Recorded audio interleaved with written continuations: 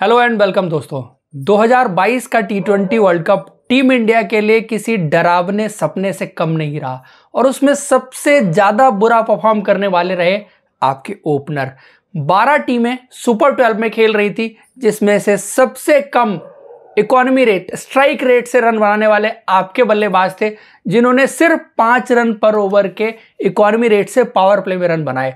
तो अब इस T20 वर्ल्ड कप के बाद बड़ा लाजमी है कि आपको ओपनर्स बदलने हैं। तो इस वीडियो में हम आपके साथ बात करने वाले हैं आपके फ्यूचर ओपनर्स कौन से होने चाहिए। मैं 10 ऑप्शन आपको दूंगा और आपको उसमें से 2 ऑप्शन अपने जरूर कमेंट बॉक्स में बताने हैं। अगर आप नए हैं और आपने अब तक हमारे चैनल को सब्सक्राइब नहीं किया तो सबसे पहले सब्सक्राइब कर लीजिए, नोटिफिकेशन की घंटी दबा लीजिए।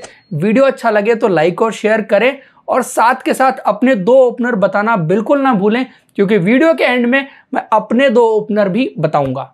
मेरी लिस्ट में सबसे पहला नाम है और मैं नंबर 10 से शुरू करूंगा और नंबर 10 से पहला नाम है रजत पाटीदार का। इन्होंने आईपीएल में पिछले साल बहुत ही अच्छा प्रदर्शन इनका रहा था। डोमेस्टिक में बहुत कंसिस्टेंट रहे, तीनों फॉर्मेट में बहुत कंसिस्टेंट रहे, अच्छे स्ट्राइक रेट से भी खेल सकते हैं, जो फ्लुएंसी इनके पास है। स्पेशली आईपीएल के नॉकआउट में इन्होंने जिस तरह की पारी खेली थी, तो एक बड़े मैच का प्लेयर होना और एक फ्रीडम के साथ खेलना, वो इनकी स्पेशल क्वालिटीज में से एक है। उसके बाद आगे बढ़ते हैं दूसरे यानी 9वें नंबर के ओपनर मेरे लिए ईशान किशन। पहले इंडिया के लिए ओपन कर चुके हैं, एक मिक्स रहा है इनके लिए ओपनिंग। कभी इन्होंने अच्छा भी किया है, हाईएस्ट रन गेटर भी रहे हैं, और कभी हॉरेबल सीरीज भी इनके लिए गई हैं। नई गेंद के सामने इनकी जो बैटिंग टेक्निक है, अगेंस्ट स्विंग होती बॉलिंग के सामने, ये एक्सपोज भी हुए हैं। लेकिन इन्होंने जब सेट हो गए तो एनरिच नौकिए हों या रबाडा हों, उनको भी लंबे लंबे छक्के मारे। तो 9वें नंबर पर ईशान किशन। उसके बाद नंबर 8 की बात करें, संजू सैमसन। इंडियन क्रिकेट में सबसे ज्यादा टैलेंटेड प्लेयर्स में से एक, और बहुत सालों से उनके टैलेंट की चर्चा होती रही, लेकिन अब मुझे लगता है कि इनका वक्त आ गया है। ओपनिंग हो या कोई और जगह, संजू सैमसन आपको इंडियन क्रिकेट में खेलते तो जरूर नजर आएंगे। चूंकि उन्होंने अपनी फ्रेंचाइजी के लिए ओपन कर रखी है, इंडिया के लिए भी जब उनको मौका मिला था आयरलैंड में, वहां भी उन्होंने ओपन की थी, तो इनको भी ओपनिंग में कंटेंडर माना जाना चाहिए। इसलिए मेरी लिस्ट में 8वें नंबर पर संजू सैमसन भी होंगे। उसके बाद नंबर 7 की बात करें तो ऋतुराज गायकवाड़। इंडिया के लिए भी पहले खेल चुके हैं, ओपन कर चुके हैं। इंडिया के लिए परफॉर्मेंस बहुत खास नहीं रही है, लेकिन अपनी फ्रेंचाइजी के लिए इन्होंने लगातार कंसिस्टेंट बेसिस पर अच्छा किया है। अच्छे डिसेंट स्ट्राइक रेट से खेले।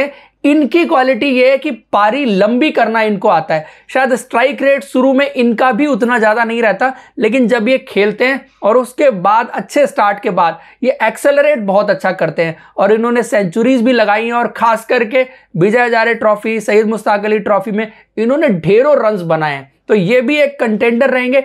इंटरनेशनल लेवल पर आकर के दोबारा से ये कैसा करेंगे, ये इनके साथ एक देखने वाली चीज होगी। तो मेरी लिस्ट में 7वें नंबर के प्लेयर ऋतुराज गायकवाड़। नंबर 6 की बात करें, यंग इंडियन सेंसेशन यशस्वी जायसवाल। 2020 का अंडर 19 वर्ल्ड कप, और इस वर्ल्ड कप के बाद वो छा से गए थे और उसके बाद उनको पिक किया राजस्थान रॉयल्स की टीम ने। शुरुआती कुछ सीजन उनके लिए खराब रहे, लेकिन पिछले कुछ सीजन से उन्होंने जो वापसी की है, चाहे वो राजस्थान के लिए उनकी परफॉर्मेंस हो या वो मुंबई की क्रिकेट के लिए उनकी परफॉर्मेंस हो, बहुत शानदार रही है। और जो स्ट्राइक रेट को लेकर उनके बारे में भी जो सवाल थे, कंसिस्टेंसी को लेकर उनके बारे में भी सवाल थे, उन सबको उन्होंने कहीं ना कहीं एड्रेस कर लिया है। बाकी जितने भी ओपनर रैंकिंग में हैं, इनसे अभी ये पैकिंग ऑर्डर में पीछे हैं, क्योंकि अभी ये बहुत यंग हैं। लेकिन जिस तरह की परफॉर्मेंसेज इनकी तरफ से आ रही हैं, तो मुझे लगता है कहीं ना कहीं ये भी आगे जाते हुए आपको दिखाई देंगे, और मेरी लिस्ट में ये 6ठे नंबर पर रहेंगे। उसके बाद नंबर 5 की बात करें तो शुभमन गिल। शुभमन गिल को चूंकि इंडिया वर्सेस न्यूजीलैंड सीरीज के लिए सेलेक्ट कर लिया गया है, आईपीएल में पिछले साल गुजरात के लिए उन्होंने लास्ट के 2 मैचेस में जो पारियां खेली थी, इंपॉर्टेंट पारियां थी, लेकिन इसमें एक कनेक्शन है। हार्दिक पांड्या के कप्तान बनते ही शुभमन गिल T20 टीम में आ गए, तो मे भी कप्तान की बैकिंग उनको T20 टीम में लेके आएगी या कंटिन्यू करेंगे, देखना इंटरेस्टिंग रहेगा। शुभमन गिल T20 में ऐसा नहीं अच्छा नहीं कर सकते, बट जो स्ट्राइक रेट को लेकर उनके साथ केकेआर में सवाल उठते रहे, उनको वो इंटरनेशनल क्रिकेट में आके क्या एड्रेस कर लेंगे, ये उनके साथ भी देखने वाली चीज होगी। साथ ही साथ गुजरात के लिए खेलते हुए भी वो स्ट्राइक रेट के मैटर को एड्रेस नहीं कर पाए। इंडियन क्रिकेट में एक लाइन दो प्लेयर्स ने बार बार बोली है कि strike rate is overrated in T20 cricket.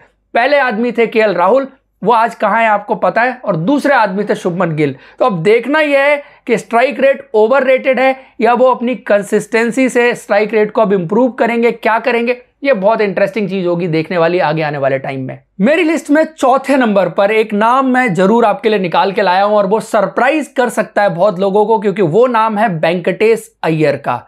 इसके पीछे लॉजिक है, एक तो उन्होंने केकेआर के लिए ऊपर के नंबर पर ओपनिंग कर रखी है, और दूसरा आप जो चाहते हैं कि आपको अटैकिंग खेलने वाला बल्लेबाज चाहिए जिसमें डर ना हो, वो फियर ना हो, और शुरुआत से बड़े शॉट लगाने की एबिलिटी हो, स्किल हो, और वो ओपन कर सकता है। उसने ओपनिंग में परफॉर्म किया हुआ है। इंडिया के लिए जितने भी लिमिटेड मौके उनको मिले उसमें उन्होंने बल्ले से तो कम से कम अच्छा परफॉर्म किया। गेंद से जरूर नहीं कर पाए, लेकिन रीसेंट में उन्होंने सैयद मुश्ताक अली ट्रॉफी में गेंद से भी बहुत अच्छी परफॉर्मेंस दी थी, 6 विकेट एक मैच में लेने वाले। तो उनके आने से दो फायदे होंगे, एक तो आपको टॉप ऑफ द ऑर्डर आप जो बैट्समैन ढूंढ रहे हैं अटैकिंग क्रिकेट खेले, अच्छे स्ट्राइक रेट से खेले, वो कमी पूरी करेंगे। दूसरा, आपके टॉप 6 में कोई बल्लेबाज ऐसा नहीं दिख रहा जो गेंदबाजी करना जानता हो, जिसको 1 या 2 ओवर के लिए भी आप ट्रस्ट कर सके। तो उनके आने से ये ऑप्शन जरूर आपको आपकी प्लेइंग 11 में मिल जाएगा। तो ये एक वैल्यूएबल प्लेयर हो सकते हैं अगर उनको इस टीम में ओपनिंग कराई जाए। तो मेरी लिस्ट में वेंकटेश अय्यर 4 नंबर पर। उसके बाद 3 नंबर पर राहुल त्रिपाठी। अगेन इंटेंट उनको भी डिफाइन करती है, क्योंकि आईपीएल में उन्होंने भी जिस तरह से जिस इंटेंट के साथ सनराइजर्स हैदराबाद के लिए क्रिकेट खेली, उस इंटेंट के साथ अगर उनके बाकी खिलाड़ी भी खेल जाते तो हैदराबाद की टीम जरूर आगे के राउंड में जाती। इंडिया की टीम में ऑलरेडी सेलेक्ट हो चुके हैं, 2 दौरे भी कर चुके हैं, लेकिन अब वो इस वक्त इंडिया की टीम से बाहर हो गए। लेकिन जरूर उनके चांसेस फ्यूचर में भी रहेंगे कि वो कंटेंशन में रहें। उसके बाद नंबर 2 पर पृथ्वी शॉ, और इनके बारे में तो सिर्फ एक ही बात होगी, जो इंडियन क्रिकेट में डिफरेंट टेम्पलेट की बात, अटैकिंग क्रिकेट की बात, इंटेंट की बात, वो सारी चीज़ों को अगर कोई आदमी पूरा कर सकता है तो वो है पृथ्वी शॉ। और पृथ्वी शॉ जैसे प्लेयर की इंडियन क्रिकेट को इस वक्त पर बहुत ज़रूरत है, क्योंकि आपके टॉप ऑर्डर के बल्लेबाज जितने भी अब तक खेल रहे थे वो बहुत डरी और सहमी सी क्रिकेट खेलते हैं। ये करेज के साथ खेलते हैं, इनके पास स्किल भी है, और पावर प्ले में ये खास करके चौके मारते हैं जो कि लो रिस्क शॉट्स होते हैं। तो चौके और छक्के में डिफरेंस ये है कि आप छक्का मारने में आपको गेंद के ऊपर जाके आउट होने का चांस ज़्यादा रहता है, लेकिन जिस तरह से ये खेलते हैं अटैकिंग भी है, इंटेंट भी है, आपको चौके भी दिखाएंगे। तो he is Sehwag kind of batsman, जो शायद चौके ज्यादा मारता है लेकिन अटैकिंग क्रिकेट खेलता है, इंटेंट के साथ खेलता है, और रिस्क भी कंपैरेटिवली थोड़ा सा कम होता है क्योंकि ये अलोंग द ग्राउंड चौके देखने को मिलते हैं। उसके बाद नंबर 1, बहुत सालों से इंडिया की टी20 टीम का हिस्सा हैं, कभी 4 नंबर तो कभी 5 नंबर तो कभी 6 नंबर, और अलग अलग पोजीशंस पर इन्होंने बल्लेबाजी कर ली है, लेकिन कोई भी सक्सेस नहीं मिली है। टेस्ट क्रिकेट में already a legendary player for India, but जहां से इन्होंने अपनी क्रिकेट शुरू की थी वो थी आईपीएल, और आईपीएल से इन्होंने बड़ा नाम बनाया था, टी20 क्रिकेट से बड़ा नाम बनाया था, लेकिन टी20 क्रिकेट में अभी तक वो अचीव नहीं कर पाए। मैं बात कर रहा हूं ऋषभ पंत की, और मेरी लिस्ट में नंबर 1 प्लेयर जो है वो ऋषभ पंत है, क्योंकि अब शायद उनके लिए भी वक्त आ गया है कि उनको उनकी सही जगह दी जाए, जो है टॉप 3 में, जिसमें ओपनिंग आई थिंक बेस्ट है। पावर प्ले का इस्तेमाल वो बहुत ज़्यादा कर सकते हैं। टेस्ट क्रिकेट में उनको जो सक्सेस मिली, फील्डर सर्कल में रहते हैं, दायरे में रहते हैं, पास रहते हैं, तो उसमें फील्ड को वो बहुत अच्छा खेलते हैं। और पहले 6 ओवर को यूटिलाइज करने के लिए ऋषभ पंत और पृथ्वी शॉ की जोड़ी से बेहतर ऑप्शन आपके पास नहीं हो सकता। एक अलोंग द ग्राउंड खेलने वाला और दूसरा फील्ड को खेलने वाला, फील्डर के ऊपर से टपाने वाला। तो मेरे तो 2 प्लेयर ये हैं, आपके 2 कौन से हैं? मैंने 10 नाम आपको बताए, आप जरूर कमेंट बॉक्स में बताइए आपको वीडियो कैसा लगा, आप उस पर भी अपनी राय जरूर दीजिए। Thank you for joining, good bye, see you.